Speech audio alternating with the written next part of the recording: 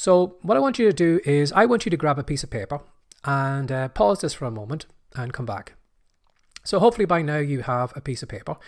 But what I want you to do is I want you to think of your potential customer. The type of person that is going to overlap with your business. Now it depends on what your passion is, what you're looking to do, how it'll intersect. So for example here, my passion is helping people, build a business around their passion. So what I would do is I would think about the type of person who is in this situation, who would like to build a business around their passion. And what I do is I mentally put myself into their shoes and just think to myself, if I was where they are, what would be the questions I would have? What's holding me back?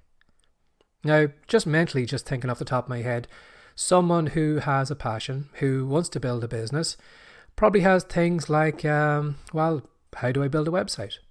How do I find customers? How do I create products? How do I find time to work on my business? How do I get over maybe my lack of confidence of actually putting myself out there? All those kind of questions will come to me. So it's easy for me to do that. Now, if you find that maybe where you are, you're just starting off and you're just thinking, well, what is my potential customer like?